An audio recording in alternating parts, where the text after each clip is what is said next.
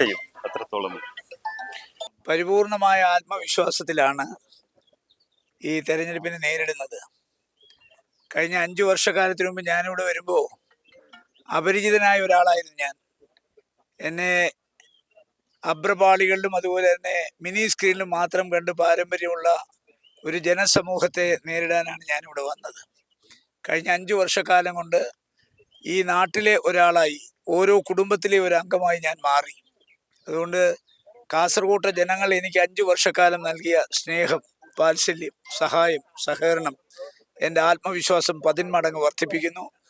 ഈ അടുത്ത കാലത്ത് നമ്മൾ നടത്തിയ സമരാഗ്നി എന്ന് പറയുന്ന പരിപാടി കാസർഗോഡിൻ്റെ ചരിത്രത്തിൽ വമ്പിച്ച ഒരു വിജയമായി മാറാൻ കാരണം നേതാക്കന്മാർ മനസ്സുകൊണ്ടും ശരീരം കൊണ്ടും ഒന്നായതിൻ്റെ പ്രതിഫലനമാണ്.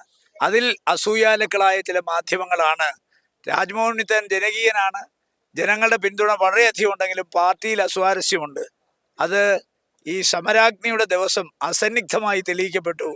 പാർട്ടിയാണ് നമ്മളെ ജയിപ്പിക്കാനായി രംഗത്തിറങ്ങിയിരിക്കുന്നത്.